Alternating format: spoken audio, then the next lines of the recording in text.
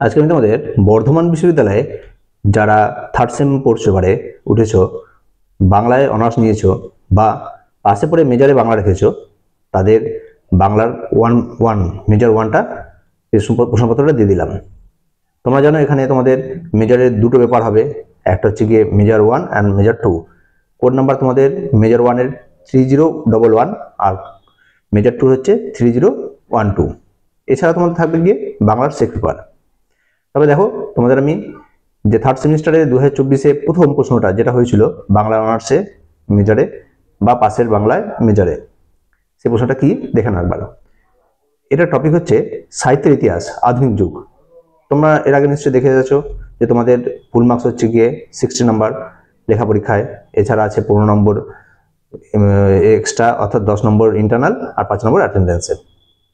তোমাদের এখানে 2 নম্বরের 10টা করতে হবে। 2 নম্বর 10টা প্রশ্নের জন্য দেখো কি দিয়েছে 2024 সালে ফার্স্ট থার্ড সেমিস্টারের প্রশ্নতে।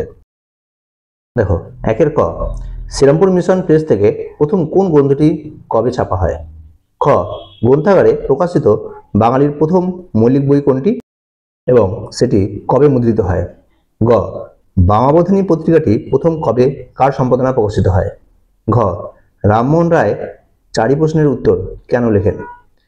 উম, ঈশ্বরচন্দ্র বন্দ্যোপাধ্যায়ের প্রথম মৌলিক রচনাটির নাম লেখো, সেটি কবে প্রকাশিত হয়? তারপরে চ, বাংলাদেশে নারীদের অবস্থান সম্পর্কে প্যারেচাঁদ মিত্রের লেখা 2টি রচনার নাম লেখো। ছ, কালীপ্রসন্ন সিংহ সম্পাদিত 2টি সাময়িক পত্রের নাম লেখো। বর্গের জ, ভূদেব মুখোপাধ্যায় রচিত ইতিহাস বিষয়ক 2টি প্রবন্ধের নাম লেখো।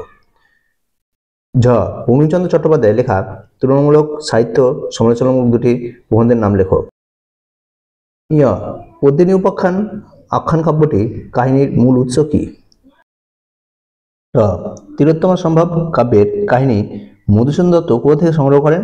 কাব্যটি কবে গ্রন্থাগারে প্রকাশিত হয়?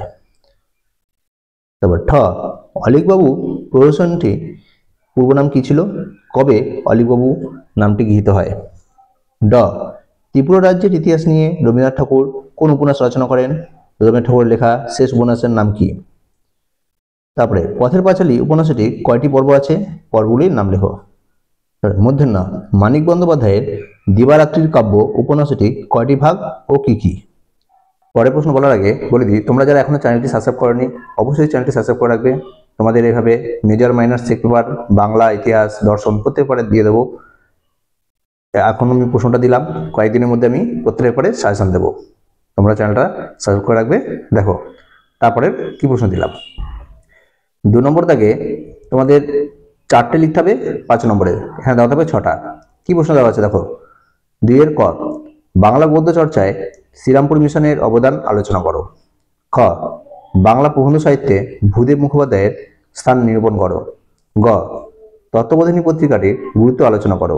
ঘ, কবি ঈশ্বরচন্দ্র গুপ্তের কাব্য বৈশিষ্ট্য সংক্ষেপে আলোচনা করো। উম, বাংলা প্রহসন রচনায় মধুসূদন দত্তের কৃতিত্ব আলোচনা করো।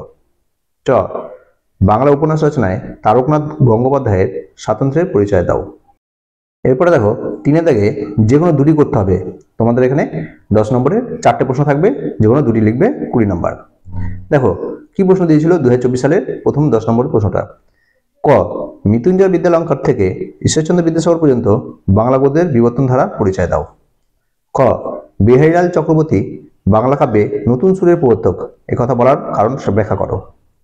গ, বাংলা পৌরাণিক নাটক রচনায় গিরিশচন্দ্র ঘোষের দক্ষতার পরিচয় দাও। ঘ, ঐতিহাসিক রোমান্স রচনায় বঙ্কিমচন্দ্র চট্টোপাধ্যায়ের সাফল্য অথবা ব্যর্থতার পরিচয় দাও। এই হচ্ছে তোমাদের মোট 60 নম্বরের প্রশ্ন। এরপরে মেজর 2 এবং সেক পেপারের প্রশ্নপত্র এবং সাজেশনের জন্য তোমরা চ্যানেলটা সাবস্ক্রাইব করে রাখো। আমি 1-2 দিনের মধ্যেই সেগুলো আপলোড করছি, দেখে নাও।